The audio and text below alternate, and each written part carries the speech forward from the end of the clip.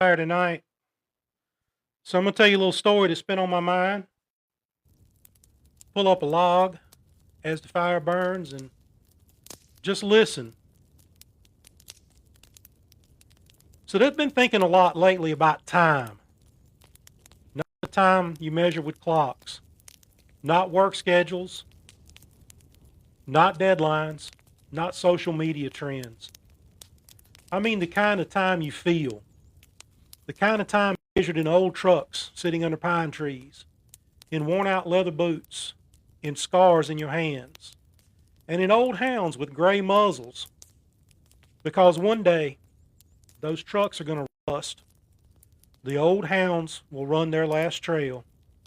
But the stories that you pass down to the next generation, those are going to outlive all of us. Some of the stories that you've heard me tell over the time have been stories that were passed down to me. But I think somewhere along the way, modern society forgot. We're living in a world now where everybody is chasing things that do not last. They're chasing views. They're chasing followers. They're chasing arguments, politics, outrage, money, and attention. Everybody's trying to be temporarily famous. But if you really stop and think about it, most of the people we remember, the ones who actually mattered in our lives, were never famous at all. Most of the people we remember were ordinary people. Our grandfathers, our grandmothers, old hunters, old fishermen, old farmers, old mechanics. I think now about an old mechanic that had a little shop not too far from where I grew up, and he could fix about anything. These people never had a podcast. They never had a YouTube channel. They never went viral. But somehow their stories survived anyway. I remember old men sitting around the country store drinking coffee and Pepsis. You know, the thing back then was you got a Pepsi or Coke. Some of the guys like Coke. And you open it up and you poured a pack of salted peanuts in it. And you sat there and you drink your Pepsi and you ate the peanuts at the same time. That little old store with the squeaky wooden floors, a bulletin board, nobody updated, and a group of old men that acted like they had nowhere to be. And most of them didn't. They sat around and talked about their farm. I remember one time one of the guys, last name was Cunningham, he was sitting there in the store, and he was telling the guys, he said, I just bought a new truck. And the other guys were like, yeah, you bought a new truck? He said, yeah, I bought a new truck.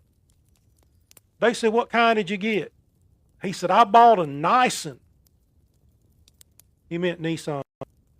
I bought a nice one. And they're like, well, I know if you bought a truck, it was a nice one. No, you don't understand. It was a nice one. And I remember that old store.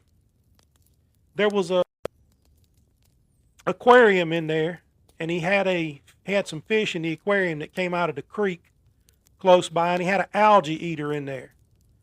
And I remember that algae eater to this day. He just swim around there in the aquarium eating the algae, kept it clean. But back then, these people still understood something that we're losing today. Stories mattered. Not because they were profitable, not because they got clicks, but because stories carried wisdom. And a good story could teach you how to survive, how to avoid mistakes, how to understand people. A good story could help you recognize danger, help you laugh at yourself. It would also help you breathe. It could keep you, how to keep you from going back after life knocks you down flat on your back. And a lot of those stories came from hunters. Now, before somebody gets offended, slow down and actually listen. Hunters were not important because they unalived something. Hunters mattered because they spent time in places where people learned to listen. The woods have a way of teaching patience. The woods will humble you. You can't scream at a deer and win an argument with it. And you can't cancel a thunderstorm. You can't negotiate with winter. It's coming whether you want it to or not. The outdoors teaches you reality. The outdoors teaches you really whether you like it or not. And when people spend their lives out there, they develop stories that are worth hearing. That old hound laying beside the fireplace, that dog might represent 20 years of somebody's life. That old truck, if you look here in my picture, you see the old truck. I had one like that, 1950 Chevy. That old truck might have hauled 3 generations of kids to deer camp. Might have hauled them to the beach too. Those boots by the back door, they might have walked 1,000 miles through fields and swamps and cutovers. Mine have walked all through the desert of Idaho, Colorado, been to Arkansas, North Carolina, South Carolina, Virginia, Washington, D.C. The same boots that walked the deserts of Idaho have walked the streets of Washington, D.C. Isn't that something? But it isn't about the object. It's about the memories attached to it. And younger people sometimes don't understand that. They don't realize it. They see an old shotgun and they think, why not just buy a new one? Well, because it's not just a shotgun anymore. It's history. It's a memory. It's the sound of your father laughing. It's the sound of your grandfather teaching you safety. It's a cold morning and thermoses full of coffee. It's hearing hounds strike a trail in the dark. It's the story that's attached to the object that matters. And that's the real inheritance. Not money, not property. Stories. And honestly, I think that's why society feels so hollow nowadays.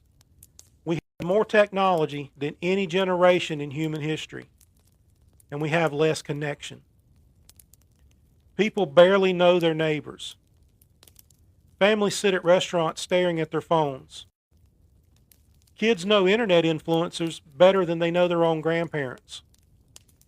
And the dangerous part is we're losing our oral history. We're losing family stories. We're losing local culture. Every little small town in America used to have legends. My little small town I grew up in has a shad festival.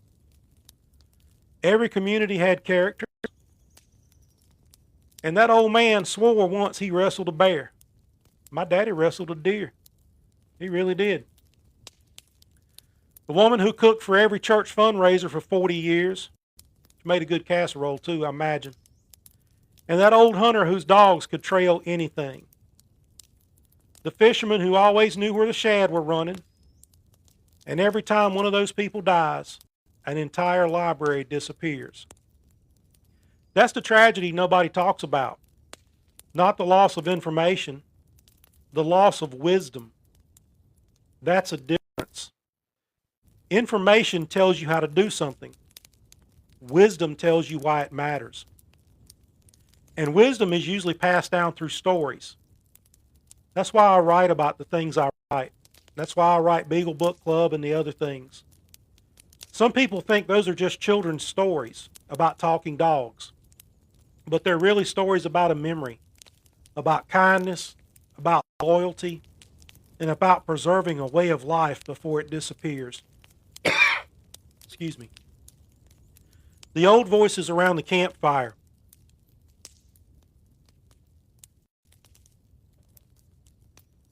The old voices around the campfire will go silent. And if nobody tells the stories, it will be like those people never existed. I think a lot about that, especially as I get older. When you're young, you think life lasts forever. And then one day you realize that you've started becoming the old guy in the story. And that changes the way you look at things.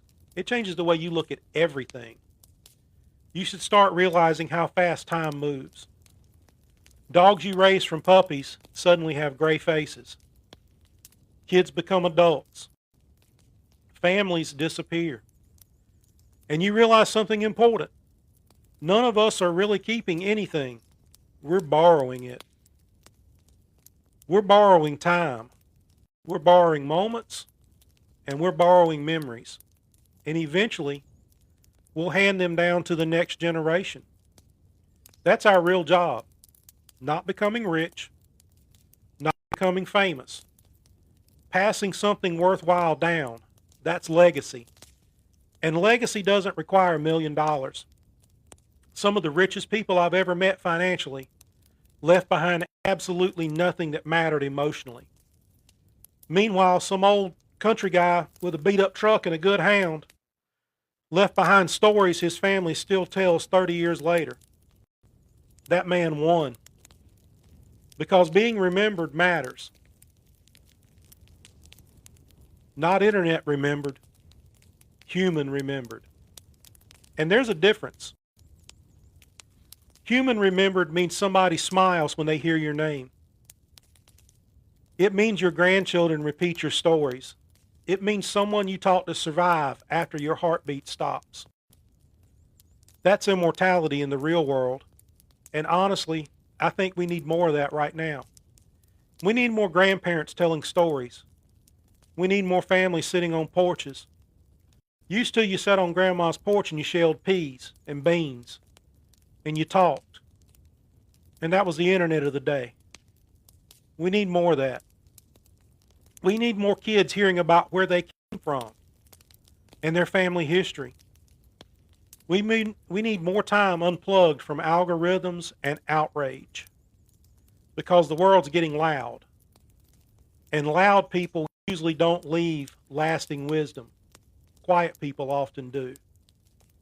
The old hunter sitting silently by a fire, he may know more about life than half the internet combined because he's lived, he's failed, he's suffered, and he's survived. And somewhere inside those stories are truths that younger generations desperately need. Truths about resilience, truths about patience, truths about faith and loss. Truths about getting back up when life hurts you.